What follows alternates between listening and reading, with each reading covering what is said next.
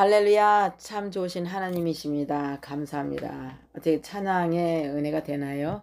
네, 저는 가수 이승재 목사님 하고 같이 사역했던 안수선나라고 합니다. 이승재 목사님께서 지어주셨습니다. 제가 이제 지금은 제가 설교 말씀을 지금 올려드리려고 합니다. 주님께 제가 이렇게 설교 말씀을 정식으로 올리는 것은 제가 지금이 처음인 것 같습니다. 제목은 주님의 마지막 명령과 실천이라는 것을 제목을 가지고 제가 말씀을 드리겠습니다. 설은 우리의 삶 가운데 처음과 마지막은 특별한 의미가 있습니다. 우리가 이 세상에 태어나는 첫 순간이 있고 세상을 떠나는 마지막 순간이 있습니다. 누군가를 만날 때 첫인상이 중요하고 마지막 뒷모습도 중요합니다. 그런데 마지막이 끝인 사람이 있는 반면 마지막이 진짜 끝이 아닌 사람도 있습니다. 어떤 사람은 마지막 모습이 다른 이들에게 평생 잊지 못할 여운으로 남기기도 합니다. 육신적 차원에서 볼 때 예수님께서는 성육신 하심으로 이 세상에서의 여정을 시작하셨습니다. 또한 승천하심으로 이 세상에서의 여정을 마무리하셨습니다. 그렇다면 예수님의 마지막은 진짜 승천으로 끝났을까요? 예수님은 하늘로 올라가셨기 때문에 더 이상 우리와 아무 상관없는 분이 되셨을까요? 절대 그렇지 않습니다. 끝은 끝이 아니라 새로운 시작이라는 말이 있듯이 예수님의 승천은 끝이 아니라 새로운 시작이었습니다. 예수님께서는 하늘로 올라가시기 전에 제자들에게 새로운 시작을 말씀하셨습니다. 그것은 바로 제자들이 성령의 세례를 받는 것입니다. 그리고 그들이 성령의 권능을 힘입어 예수 그리스도를 땅끝까지 전하는 증인이 되라고 예수님은 말씀하셨습니다. 이것은 주님의 마지막 명령이며 우리가 마땅히 실천해야 할 중요한 사명입니다. 그렇다면 우리는 어떻게 주님의 마지막 명령을 이해하고 실천할 수 있을까요? 네, 본론 마땅히 머물러야 할 곳에 머물러야 합니다. 먼저 우리는 마땅히 머물러야 할 곳에 머물러야 합니다. 사도행전 4절에 보면 예수님께서는 예루살렘을 떠나지 말라고 하십니다. 그렇다면 제자들이 예루살렘을 떠나지 말아야 할 이유가 무엇일까요? 사실 누가는 예루살렘이라는 장소에 특별한 의미를 부여하고 있습니다. 누가는 헬라적 세계관을 가진 독자들을 염두하여 누가복음과 사도행전을 기록하였습니다. 그들은 신들마다 각자의 제단이 있다고 생각했습니다. 단에서 제물을 드릴 때 강력한 신청을 한다고 믿었습니다. 이러한 측면에서 기독교의 제단은 어디일까요? 바로 예루살렘 성전입니다. 또한 제물은 무엇일까요? 십자가에 못 박힌 예수님이십니다. 그러면 그 다음에 어떤 일이 일어날까요? 강력한 신체험을 하게 되는 것입니다. 우리는 누구를 체험합니까? 성령님을 체험하게 됩니다. 이 장소가 바로 예루살렘입니다. 예루살렘은 예수님께서 십자가에 못 박히신 곳이며 성령님이 강림하신 곳이며 복음이 확산되기 시작한 매우 중요한 장소입니다. 그래서 누가는 다른 복음서보다도 특별히 예루살렘을 더 강조하십니다.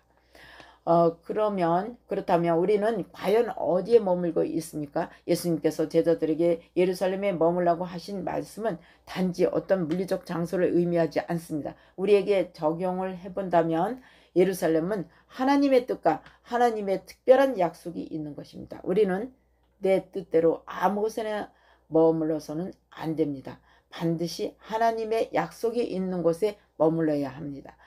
말씀의 자리, 기도의 자리, 찬양의 자리에 머물러야 합니다. 하나님께서는 우리가 마땅히 머물러야 할 곳에 머무는 신앙인들이 되시기를 원하십니다. 2번 약속하신 성령의 세례와 권능을 받아야 합니다. 다음으로 예수님께서는 우리에게 약속하신 것을 기다리라고 하셨습니다. 그것은 바로 성령으로 세례를 받고 또한 성령의 권능을 받는 것입니다. 누가는 성령의 체험을 매우 강조합니다. 예수님께서 광야에서 시험을 받으실 때도 누가는 성령의 충만함을 입었다고 기록하고 있습니다. 누가복음 4장 1절 네, 아마도 예루살렘의 마가의 다락방 사도행전 12절에 있죠. 모여있던 우리들은 사도행전 1장 15절 바로 이 성령의 충만함을 받게 되었습니다. 이것은 사도행전 2장 1절에서 4절까지입니다. 땅끝까지 이르러 주님의 증인이 되었습니다. 베드로의 오순절 설교로 말미암아 시작된 예루살렘 교회의 설립과 확장은 2장 이방 지역인 사마리아를 넘어서 8장 수리아 안디옥 지역에까지 이어졌습니다. 11장 베드로는 예루살렘에 임했던 성령 강림의 역사가 고넬료의 집에서 재현되는 현장을 눈으로 보았습니다. 10장에 안디옥 교회에서 파송받은 사도 바울은 13장에 또한 성령 충만함으로 땅끝까지 복음을 전하는데 전심전력을 다했습니다. 이 시대의 진짜 땅끝은 어디입니까? 예수님을 모르는 영혼들이 땅끝입니다. 가족이 땅끝일 수도 있고 회사의 동료나 오랜 친구가 땅끝일 수도 있습니다. 그래서 주님의 명령은 선택의 문제가 아니라 모든 그리스도인들이 순종해야 할 하나님의 사명입니다. 약 130년 전 세상의 땅끝에 불과한 이 대한민국에 얼마나 많은 선교사님들이 오셔서 복음의 씨앗을 뿌렸습니까? 이제 새로운 땅끝을 향하여 가는 그 길목에 한국교회가 있습니다. 우리는 먼 곳뿐만 아니라 가까운 곳에서부터 땅끝을 찾아야 합니다. 그리고 주님의 증인으로 살아갈 하나님께서 기뻐하실 것입니다. 결론으로 말씀드리겠습니다. 주님은 언젠가 다시 이 세상에 오십니다. 그때 주님은 이렇게 질문하실 것입니다. 과연 너는 나의 증인으로 살아있느냐? 살아왔느냐? 네, 이 질문에 여러분은 어떠한 말씀을, 어떠한 대답을 하시겠습니까? 우리는 예수 그리스도 안에서 죽음을 마무리하고 이미 새로운 삶을 시작했습니다. 그렇다면 마지막을 향해 가는 수많은 영혼들을 향하여 새로운 삶의 시작을 알려야 할 사명이 우리에게 있지 않겠습니까?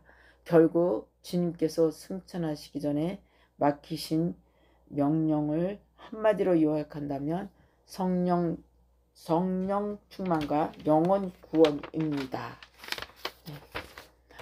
그래서 우리는 주님의 명령대로 먼저 내가 마땅히 머물러야 합니다. 또한 성령의 세례와 성령의 권능을 받아서 땅끝까지 이르러 복음을 전해야 합니다. 하늘로 올라가신 주님의 뒷모습은 참으로 아름다웠습니다. 우리는 과연 이들에게 어떤 사람들로 기억되고 싶습니까? 오직 예수님을 입술로 온 삶의 모습으로 증거하심으로 아름다운 복음의 증인으로 기억되는 은혜가 있으시기를 바랍니다. 예수님의 이름으로 기도합니다. 아멘. 감사합니다. 이상으로 오늘 짧게 설교 말씀을 올렸습니다. 제가 이제 이렇게 가끔 설교 말씀을 올려고 합니다. 찬양과 함께 설교 말씀을 올릴 때 여러분께서 은혜를 많이 받으시고 또 좋아요, 구독, 좋아요도 해주시고 댓글도 올려주셔서 저에게 힘을 실어 주셨으면 참으로 감사하겠다 이런 생각을 합니다. 여러분 많이 도와주시고 제가 부족합니다. 부족하지만 하나님께서 함께 하시고 여러분이 함께 하시면 힘을 얻고 희망을 갖고 소망을 갖고 앞으로도 계속 찬양과 또 말씀을 올리게 될 것을 약속드리며 감사드리며 예수 이름으로 기도하며 마치겠습니다. 하나님 아버지 감사합니다. 오늘 짧게나마 찬송가 그리고 설교 말씀을 올려드렸습니다. 하나님께서 기뻐 받으시고 하나님께서 영광 받으시고 홀로 영광 받으시고 저희들은 오직 감사함으로 하나님께만 오직 영광을 돌립니다. 하나님 늘 우리를 지켜주시고 이 땅 위에 모든 악한 세력들이 너무나 이 땅을 어지럽히고 있는데 이러할 때 하나님께서 저희들 편이 되어 주시고 악인들을 물리쳐 주셔서 이 땅에 평화와 자유를 누릴 수 있는 기쁨을 허락하여 주시옵소서. 감사드리며 예수 이름으로 기도합니다. 아멘. 감사합니다. 네.